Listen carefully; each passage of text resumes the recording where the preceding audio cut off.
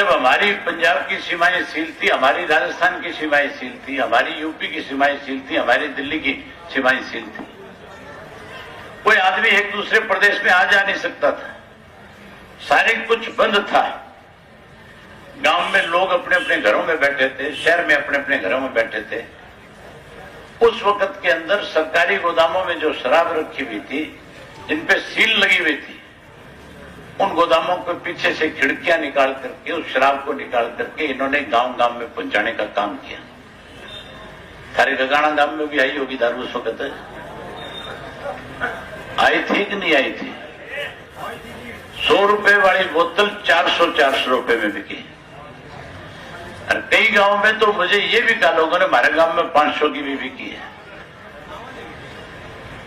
थारे भी 500 की बिकी है, जिसने पी है खरीदी है उसने मेरा भी 500 की बिकी है।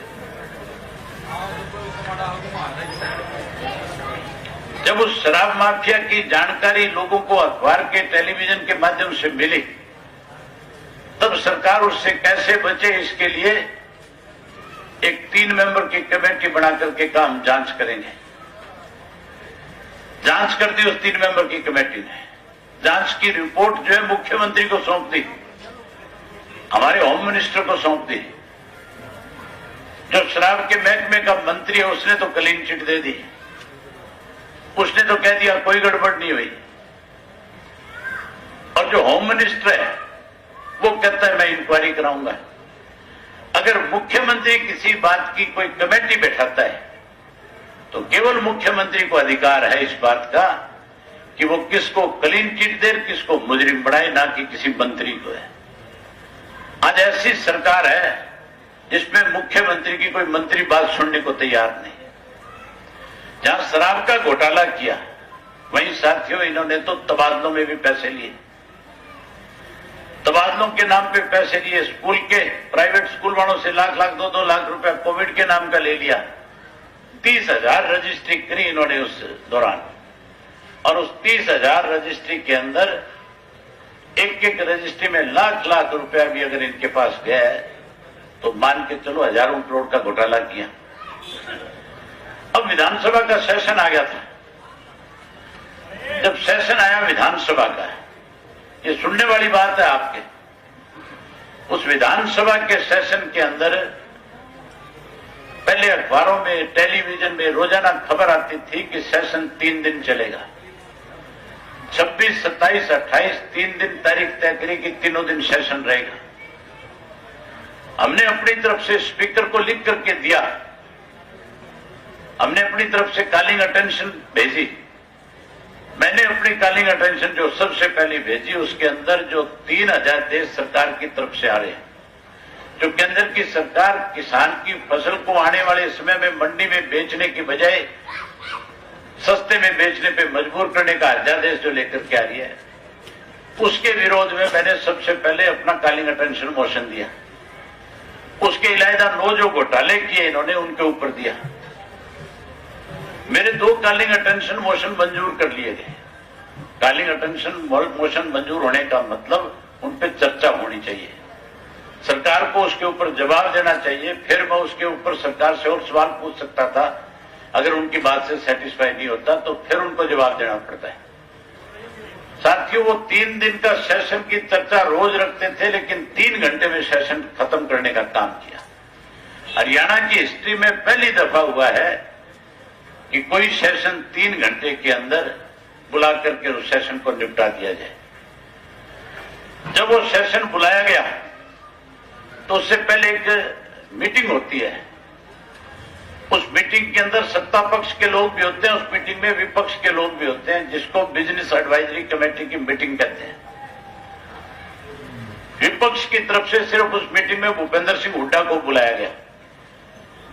सत्ता पक्ष की तरफ से भारतीय जनता पार्टी के भी मंत्री थे, और ये जो जननायक जनता पार्टी कहते हैं, जो केवल और केवल जयचंद का एक टोल बना हुआ है, इनके लोग भी थे। इन लोगों ने बैठ करके तीनों ने वहां यह फैसला किया कि सरकार में बैठे लोगों को कैसे बचाया जाए। उसके लिए उस कमेटी में फैसला कर लिया कि सेशन 3 दिन की बजाय 3 घंटे का कर दिया जाए। उस पर भूपेंद्र सिंह हुड्डा भी साइन करके आया, जो विपक्ष का नेता है, जिसकी जिम्मेवारी ये बनती थी कि वो 3 दिन की बजाय उस सेशन को 5-6 दिन चलवाने के लिए उन पर दबाव बनाता। मैं जब अपोजिशन का लीडर था और विधानसभा जब शुरू होती थी, उससे पहले जब कमेटी की मीटिंग होती थी, मैं इस बात पे अड़ के बैठ जाता था कि जो विधायक 300, 400 मील से चल करके आएंगे, क्या वो केवल यहां हाजिरी लगाएंगे? अगर वो अपने हल्के की बात नहीं रखेंगे, अगर उनको इस विधानसभा में बोलने का अधिकार हम नहीं देंगे, तो फिर वो किसके आगे जाकर के अपने हल्के की समस्याओं कर रखने का काम करेंगे? और हमेशा चाहे 2 दिन का सेशन होता था तो 3 दिन करवाता था, 4 दिन करवाता था, हमेशा बढ़वाता था। और जब कभी मुख्यमंत्री मेरे सामने ये कहते थे खड़े होके कि सेशन ज्यादा दिन नहीं करेंगे, तो मैं अपना विरोध दर्ज करा करके उस मीटिंग से खड़ा होकर के बाहर आ जाता था। मैं कहता था फिर आओ विधानसभा में, वहीं आकर के आपसे बात करेंगे। लेकिन अब की बार पहली दफा हुआ है कि अपोजिशन लीडर भी नहीं चाहता था कि हरियाणा प्रदेश का विधानसभा का सत्र 3 दिन चले। उसने भी 3 घंटे चले, इसके ऊपर दस्तखत कर दिए, सेशन शुरू हो गया। कांग्रेस के लोगों ने खड़े होकर के डिप्टी स्पीकर से कहा कि हम चर्चा करना चाहते हैं। जो पार्लियामेंट अफेयर मिनिस्टर था सरकार का, उसने कहा कि चर्चा नहीं हो सकती। हमने पूछा चर्चा क्यों नहीं हो सकती, विधानसभा का सेशन किस लिए बुलाया? तो कहने लगे कि हमने कमेटी की जब मीटिंग करी थी, उस मीटिंग में ये फैसला कर लिया आपस में बैठ करके कि सेशन 3 घंटे चलेगा, जिसमें भूपेंद्र सिंह हुड्डा दस्तखत करके आए। मैंने उन कांग्रेसियों से कहा तुम 30 MLA हो, ये अकेला तुम्हें 30 को बेच कर गया है, सरकार के दबाव में दस्तखत करके आया कि सेशन ना चले। ये भी इनके साथ मिला हुआ है, ये भी नहीं चाहता कि सेशन चले और वो जो लोग घोटाले हुए हैं उनके ऊपर कोई चर्चा हो। साथियों, जो लोग हमारे ऊपर आरोप लगाते थे कि हम बीजेपी की बी टीम है, आज उन्होंने साबित कर दिया दस्तखत करके कि वो बीजेपी के साथ मिले हुए।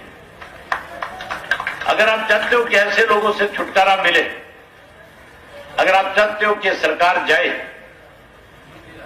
तो फिर आपको एक मौका मिला है। अब आपके यहां पे किसी दिन भी चुनाव की तारीख तय हो सकती है, और जब चुनाव की तारीख तय हो जाए तो भाजपा के शासन जयचंदों को भी और उसके साथ साथ इस कांग्रेस को सबक सिखाने के लिए इंडियन नेशनल लोकदल पार्टी के उम्मीदवार को अपना वोट देकर के जिता करके भेजना है। अगर इंडियन नेशनल लोकदल पार्टी के उम्मीदवार को जिताओगे तो फिर इस प्रदेश के अंदर चौधरी देवीलाल की नीतियों पे मोहर लगेगी। मुझे आज कुछ पत्रकार साथियों ने पूछा था कि अगर आपकी पार्टी का एक और जीत जाएगा तो उससे कौन सा कोई बड़ा बदलाव आ जाएगा। उन्होंने ये भी कहा कि सरकार के मंत्री, सरकार के जो मेंबर पार्लियामेंट जो यहां गांव में आते हैं, वो कहते हैं अगर एक सीट हम नहीं जीत पाए तो उससे कौन सा सरकार पे असर पड़ जाएगा। साथियों, इस चुनाव से बहुत बड़ा बदलाव आएगा। हमेशा प्रदेश के अंदर जब कभी भी विधानसभा की कोई सीट पे उपचुनाव होता है, अगर सत्ता पक्ष के खिलाफ कोई उम्मीदवार जीतता है तो 100% उस प्रदेश में बड़ा बदलाव आ जाता है। मैं आपको उदाहरण बता देता हूं। सन 1975 में चौधरी बंसीलाल प्रदेश के मुख्यमंत्री थे।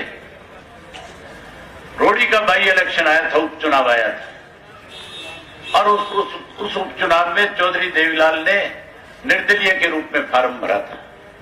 किसी पार्टी से चुनाव नहीं लड़ा, इंडिपेंडेंट चुनाव लड़ा था। और जब उन्होंने वो इंडिपेंडेंट चुनाव लड़ा तो लोगों ने 20,000 से ज्यादा वोटों से चौधरी देवीलाल को जिताया था। जब चौधरी देवीलाल वो चुनाव जीत गए तो कांग्रेस की जो हाईकमांड थी उसको सोचने पे मजबूर होना पड़ा और बंसीलाल को हरियाणा के मुख्यमंत्री के पद से हटा करके सेंटर में ले गए, यहां बनारसी दास को बनाने का काम किया। जहां उस चुनाव पे ये बदलाव आया, वहीं उसके बाद एक चुनाव नरवाना का हुआ था। नरवाना का जो बाई इलेक्शन था, उस वक्त कांग्रेस की गवर्नमेंट थी, भजनलाल मुख्यमंत्री था। सन 1994 में चुनाव हुआ और 96 के अंदर भजनलाल को जाना पड़ा, सत्ता से बाहर होना पड़ा। उसके बाद बंसीलाल मुख्यमंत्री बन गए 96 में, जोड़ तोड़ की सरकार बना ली और सन 1998 में चुनाव फिर आ गया एक बाई इलेक्शन फतेहाबाद का। और फतेहाबाद में जब बाई इलेक्शन हुआ, इनका एक मंत्री था जिसकी डेथ हो गई थी, उसकी वजह से चुनाव हुआ।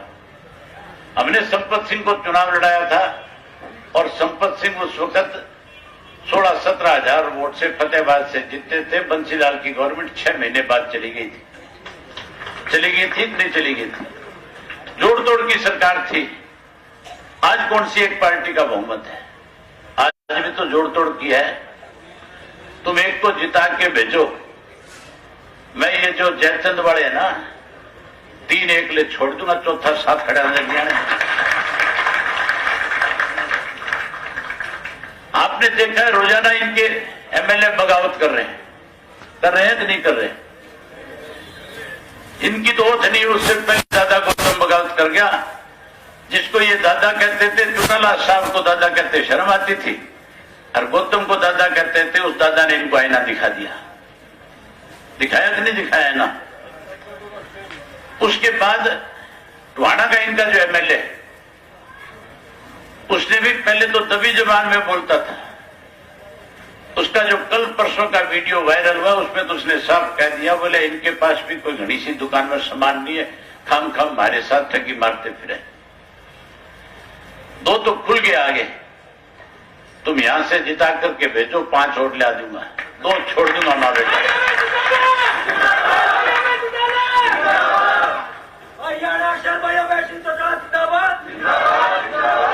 ये तो कहते हैं कोई फर्क नहीं पड़ेगा।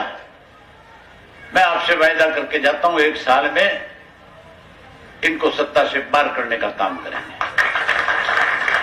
और होंगे तब जब आप इस चुनाव के अंदर सारी चीजों को ध्यान में रख करके, आने वाले चुनाव में बीजेपी बहुत बड़ी शरारत करेगी। ये भारतीय जनता पार्टी के लोग गांव के लोगों को कैसे बांटा जाए, इसलिए जात पात के नारे देगी।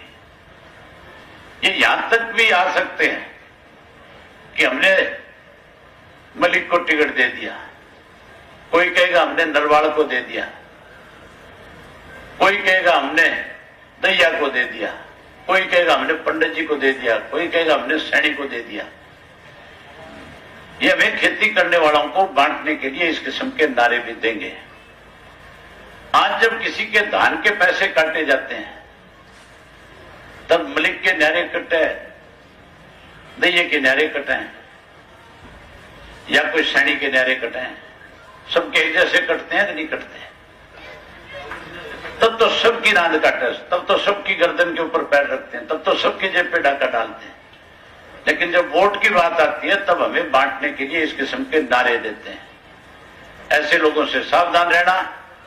आने वाले समय में जब इलेक्शन की तारीख तय हो जाए, उसके बाद एक vote Indian National Lokdal party के पक्ष में दे करके जिसको उम्मीदवार बनाए, उम्मीदवार भी आपसे पूछ के बनाएंगे, हम कोई अपनी मर्जी से नहीं थोपेंगे। हम पहले सारे कार्यकर्ता साथियों के साथ बैठक करेंगे, आपसे पूछेंगे किसको टिकट दिया जाए, जिसका नाम आप दर्ज दोगे उसी को उम्मीदवार बना करके आपके बीच में आ जाएंगे। ये जो रोजाना आपके ऊपर ला करके थोप करके बैठा करके बनाए जाते हैं, पहले कैंडिडेट खड़ा कर देते हैं, फिर झोली फैलाते हैं, फिर आंखों से आंसू निकाल करके चौगाने में खड़े हो करके रो के वोट मांगते हैं। बड़ी हैरानी की बात है, एक तरफ तो कहते हैं मार्शल कौम में पैदा हुए हैं और दूसरी तरफ झोली भी करे, आंसू भी टपता है। ये मार्शल के पैदा हुए हैं कि ये किसी भिखमंगे के आए हैं? तो मेरा कहने का मतलब है, इन बेरूपियों से बचना और बच करके एक वोट चौधरी देवलाल की नीतियों पे मोहर लगा करके देना। आपने मेरी बात सुनी, आप सबका बहुत धन्यवाद। जय हिंद, जय